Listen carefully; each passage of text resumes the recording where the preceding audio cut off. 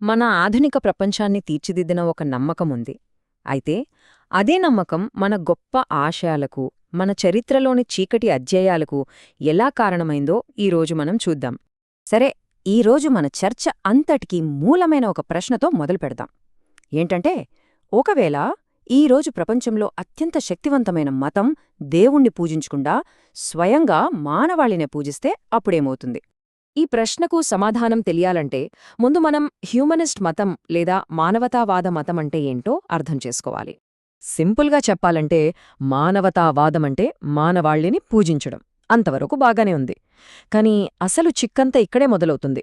మానవత్వం అని మనం అన్నప్పుడు దాని అస్సలు అర్థమేంటి? ఈ ఒక్క ప్రశ్నకు సమాధానం వెతికే క్రమంలోనే ఈ మానవతావాదం అనే ఒకే ఒక ఆలోచన 3 వేరువేరు పోటీపడే శాఖలుగా విడిపోయిందని మన మూలం చెప్తోంది. మరి ఆ 3 శాఖలు ఏంటి? ఇప్పుడు ఈ స్లైడ్ చూస్తే ఆ 3 మార్గాలేంటో మనకు చాలా స్పష్టంగా అర్థమవుతుంది. మొదటిది ఉదారవాదం. ఇది ప్రతి వ్యక్తి స్వేచ్ఛకు ప్రాధాన్యత ఇస్తుంది. రెండవది సామ్యవాదం. ఇది మొత్తం జాతి సమానత్వానికి పెద్దపీట వేస్తుంది. ఇక మూడోది పరిణామవాదం. ఇది రెండిటికీ చాలా భిన్నంగా మానవాళిని ఎప్పటికప్పుడు పరిణామం చెందే ఒక జాతిగా చూస్తుంది. ఈ విభజనే ఆ తర్వాత తీవ్రమైన సంఘర్షణకు దారితీసింది. ఈ మూడింటిలో ఆ మూడో మార్గమే, అంటే పరిణామవాద మానవతావాదమే అత్యంత భయంకరమైన పరిణామాలకు దారితీసింది. ఇప్పుడు దాని చీకటి కోణంలోకి కాస్త లోతుగా వెళ్దాం.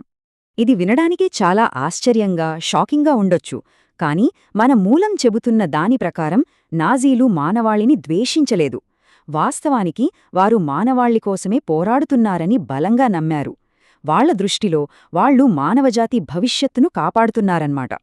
వాళ్ల వాదన చాలా వింతగా, భయంకరంగా ఉంటుంది. వాళ్ల ప్రకారం బలహీనులను కాపాడటమనేది ఒక జబ్బులాంటిది. ఉదారవాదం, సామ్యవాదం ఈ రెండూ బలహీనులను కాపాడుతూ మానవజాతిని బలహీనపరుస్తున్నాయని, దాని మనుగడకే ప్రమాదం తెస్తున్నాయని వాళ్లు బలంగా నమ్మారు. అందుకే జాతిని కాపాడాలంటే బలహీనులను ఏరివేయాలని వాదించారు.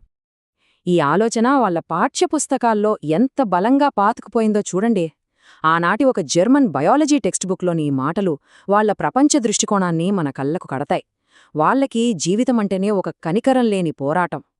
ఈ ప్రకృతి నియమాన్ని ఎవ్వరు ఉల్లంఘించినా అది జీవానికే ద్రోహం చేసినట్టుగా భావించారు. అదే ఆలోచనను స్వయంగా హిట్లర్ తన పుస్తకంలో ఎలా చెప్పాడో చూడండి. ప్రకృతి యొక్క ఈ ఉక్కు తర్కాన్ని వ్యతిరేకించడమంటే స్వీయ వినాశనాన్ని కోరుకోవడమేనట. ఈ ఒక్క ఆలోచనతో వాళ్లు తమ క్రూరమైన సిద్ధాంతానికి వ్యతిరేకంగా వచ్చే ప్రతి గొంతును ప్రకృతికి, జీవానికి వ్యతిరేకంగా చేసిన ద్రోహంగా చూపించారు. క్షీణత గురించిన ఈ భయాన్ని వాళ్ల ప్రచారంలో చాలా స్పష్టంగా చూపించేవాళ్లు. ఎవరు యోగ్యులు, ఎవరు కారు అని చూపించడానికి ఇలాంటి పోస్టర్లను వాడేవాళ్లు. ఇది చూస్తేనే మనకు వాళ్ల ఆలోచనా విధానం ఎంత భయంకరంగా ఉండేదో అర్థమవుతుంది. వాళ్ల కళ కూడా ఈ హింసను గొప్పగా చూపించింది. ఇక్కడ చూడండి, హిట్లర్ను ఒక శిల్పిలా చూపించారు. అతను బలహీనులను ఒక రాయిలా చెక్కి పక్కకు పడేసి ఒక అతిమానవుడిని సృష్టిస్తున్నట్టుగా ఈ కార్టూన్ చూపిస్తుంది. అంటే వాళ్లు వాళ్ల భవిష్యత్ కోసం ఎంత క్రూరత్వానికైనా సిద్ధమేనని చెప్పకనే చెబుతున్నారన్నమాట. రెండవ ప్రపంచ యుద్ధంలో జరిగిన ఆ ఘోరాలు, ఆ నరమేధం ప్రపంచాన్ని నివ్వెరపోయేలా చేశాయి. అయితే మన మూలం నొక్కి చెప్పేదేంటంటే, ఆ తర్వాత కూడా సమాజంలో అంత లోతుగా పాతుకుపోయిన జాత్యహంకార భావజాలాలను పూర్తిగా తొలగించడానికి కొన్ని దశాబ్దాల సమయం పట్టింది. ఈ టైంలైన్ చూస్తే ఆ మార్పు ఎంత నెమ్మదిగా జరిగిందో తెలుస్తుంది. ప్రభుత్వాలు జాత్యహంకారాన్ని అధికారికంగా వదిలించుకోవడానికి, రాజకీయంగా, సామాజికంగా మార్పులు తీసుకురావడానికి ఎంత కష్టపడాల్సి వచ్చిందో మనకర్థమవుతుంది. సరే, పరిణామవాద మానవతావాదం పతనమయ్యాక ఉదారవాదం ప్రపంచంలో ప్రధాన శక్తిగా మారింది. కాని ఈరోజు మన మూలం ప్రకారం ఆ ఉదారవాదం కూడా ఒక కొత్త, చాలా లోతైన సంక్షోభాన్ని ఎదుర్కొంటోంది. ఇప్పుడు చూడండి, అతిమానవులను తయారు చేయాలనే ఆలోచన మళ్లీ తెరపైకొస్తోంది. ఈసారి జాతి పేరుతో కాదు, బయోటెక్నాలజీ, జెనెటిక్ ఇంజనీరింగ్ పేరుతో. ఇది మనల్ని ప్రమాదకరంగా పాత ఆలోచనల వైపు తీసుకెళ్తూ ఎన్నో కొత్త నైతిక ప్రశ్నలను మన ముందుంచుతోంది. అందుకే ఇక్కడే అసలు సమస్య ఉంది. ఒకవైపు మన చట్టాలు, మన రాజకీయ వ్యవస్థలున్నాయి. మరోవైపు అసలు మనం ఎవరమనే దానిపై మన శాస్త్రీయ అవగాహన ఉంది. ఈ రెండిటి మధ్య ఇప్పుడొక పెద్ద అగాధం ఏర్పడింది. ఈ స్లైడ్ ఆ వైరుధ్యాన్ని చాలా స్పష్టంగా చూపిస్తుంది. ఒకవైపు మన న్యాయ రాజకీయ వ్యవస్థలన్నీ ప్రతి మనిషికి ఒక స్వేచ్ఛా ఆత్మ ఉంటుందనే నమ్మకం మీద నడుస్తున్నాయి. కాని మరోవైపు సైన్స్ ఏం చెబుతోంది?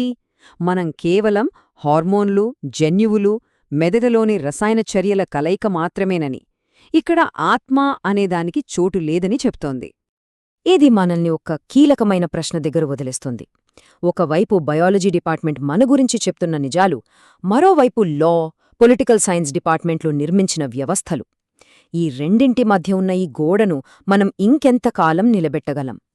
బహుశా మన ఆధునిక ప్రపంచ భవిష్యత్తు ఈ ప్రశ్నకు మనం చెప్పే సమాధానంపైనే ఆధారపడి ఉండొచ్చు.